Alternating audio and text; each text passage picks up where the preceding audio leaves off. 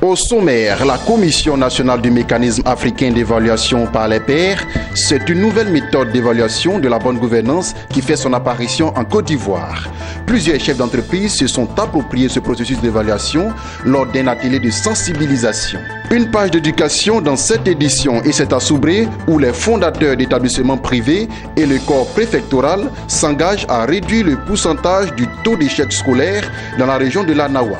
Dans cette édition, nous irons au Nigeria où le président Buhari a procédé à l'inauguration du premier train à grande vitesse de l'Afrique de l'Ouest.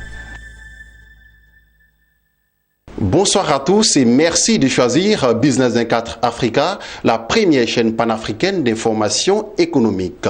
Une nouvelle méthode d'évaluation de la gouvernance fait son apparition en Côte d'Ivoire. Il s'agit de la Commission nationale du mécanisme africain d'évaluation par les pairs. En vue de permettre au secteur privé ivoirien de s'approprier ce processus d'évaluation, une rencontre a été organisée au patronat ivoirien à Abidjan en présence de plusieurs chefs d'entreprise. Marie-Josée Kwasi nous donne plus de détails. La bonne gouvernance, un nouveau mécanisme a fait son chemin. Le mécanisme africain d'évaluation par les pairs, c'est son nom, a été présenté aux chefs d'entreprise. Adopté en Côte d'Ivoire depuis janvier 2015, il vise à conduire le processus d'évaluation interne des politiques et pratiques mises en œuvre dans le pays au regard des normes et codes internationales admis. Ce mécanisme permet de prendre des mesures correctives idoines à des insuffisances relevées. Le MAEP, c'est le mécanisme africain d'évaluation par les pairs. C'est un outil qui permet donc à la population d'un pays donné d'évaluer l'état de la gouvernance dans le pays. Nous avons commencé à sensibiliser les groupes majeurs et mon appel est que ces groupes majeurs-là s'approprient le processus pour pouvoir donner une idée précise et juste de la gouvernance en Côte d'Ivoire et faire des propositions concrètes pour son amélioration. Venu prendre part à cette rencontre qui leur est dédiée, le secteur privé adhère entièrement à ce nouveau mécanisme d'évaluation qui contribuera selon eux à la bonne marche de leurs affaires et partant au développement de la Côte d'Ivoire. Il s'agit d'avoir pour le secteur privé un environnement propice avec de bonnes pratiques en matière de gouvernance. Nous pensons que la mise en œuvre du MAEP va y contribuer. Donc le secteur privé veut jouer son rôle. Nous adhérons entièrement à la vision du comité national MAEP Côte d'Ivoire. Faire en sorte que nos affaires prospèrent, faire en sorte que nous puissions contribuer au développement de la Côte d'Ivoire. Pour rappel, la Côte d'Ivoire a signé le protocole d'accord sur le mécanisme africain d'évaluation par les pairs, MAEP, lors de la 22e réunion du Forum des chefs d'État et de gouvernement MAEP tenue le 29 janvier en Éthiopie. Une page d'éducation dans ce journal et c'est à Soubré où les fondateurs d'établissements privés et le corps préfectoral sont déterminés à réduire le taux d'échec scolaire dans la région de l'Anawa. Leur réflexion a abouti à l'élaboration de 10 engagements appelés engagements du fondateur d'établissements privés. Il s'agit de l'amélioration des conditions de vie des élèves et du personnel, mais aussi l'institution de la bonne gestion et de la professionnalisation des enseignants. Ces engagements ont été officiellement adoptés par les fondateurs de l'Anawa en présence des autorités en charge de l'éducation nationale. C'est une correspondance de Kone Mamadou. Avec 80% de résultats au BEPC. Les chiffres parlent d'eux-mêmes. À Soubré, les résultats scolaires n'ont jamais été aussi mauvais. Pour l'année 2014-2015, on enregistre 60% de succès aux différents examens pour 7 écoles publiques, mais seulement 46% d'admis pour les 39 établissements privés. Constat, les écoles privées de l'Anawa tirent la région vers le bas.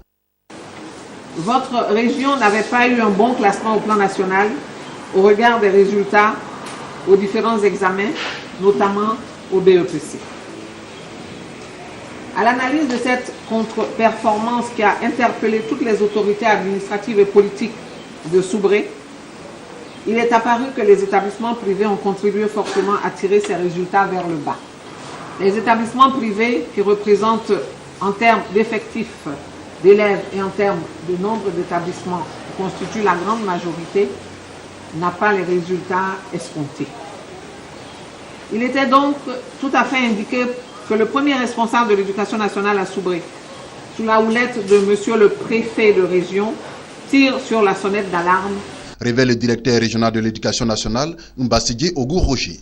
La solution pour les acteurs de l'éducation nationale et les corps préfectoraux se trouve dans ces documents remis aux fondateurs d'établissements privés. Ils contiennent les 10 engagements censés redorer le blason du privé. Il s'agit entre autres de recruter un personnel qualifié en respectant le quota des 2/3 du personnel permanent, assurer la formation continue du personnel, assainir l'environnement au sein et aux alentours de l'école, lutter contre la fraude sous toutes ses formes, déclarer son personnel à la Caisse nationale de prévoyance sociale CNPS, respecter la grille salariale, promouvoir l'excellence, équiper les établissements en matériel scientifique, didactique et en installation sportive et gestion administrative des établissements. Nous sommes réunis aujourd'hui pour prendre 10 engagements en vue d'améliorer les résultats scolaires dans nos établissements respectifs. Vision de M. Ledren de la région. Je pense que nous sommes satisfaits. C'est nos propres engagements. On ne peut pas encore dire que nous engageons à les appliquer. C'est nous qui avons pris des engagements. Nous ferons en sorte de les appliquer pour que les résultats s'améliorent. Parce que là aussi, l'émergence, ce n'est pas seulement en matière de développement économique, c'est aussi en matière de résultats scolaires. Le corps préfectoral, les parents d'élèves et les autres acteurs du système éducatif de l'ANAWA ont invité les fondateurs d'établissements privés au respect strict des 10 engagements qu'ils ont volontairement pris. Ils se sont séparés avec l'espoir de voir les résultats scolaires s'améliorer pour le bonheur des élèves de la région de l'ANAWA. Poursuivons ce journal avec ces informations. Le président Muhammadu Buhari a procédé à l'inauguration du premier train à grande vitesse au Nigeria et en Afrique de l'Ouest. Le projet initié sous le mandat de l'ancien président nigérian, Goodluck Jonathan, a été rendu possible grâce à un prêt d'environ 849 millions de dollars contracté auprès d'une banque chinoise.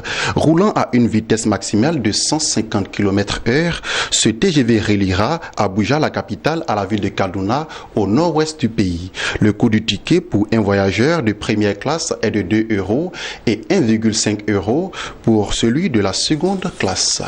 Rendons-nous en RDC où la Banque mondiale a suspendu sa contribution financière d'un montant de 73,1 millions de dollars dans le cadre de son assistance technique portant sur le développement du projet de barrage hydroélectrique Inga 3 et de quelques sites de taille moyenne en République démocratique du Congo. Voilà, c'est ici que s'achève ce journal. Merci de nous avoir suivis et continuez de vous informer sur la première chaîne panafricaine d'information économique, Business 24 Africa.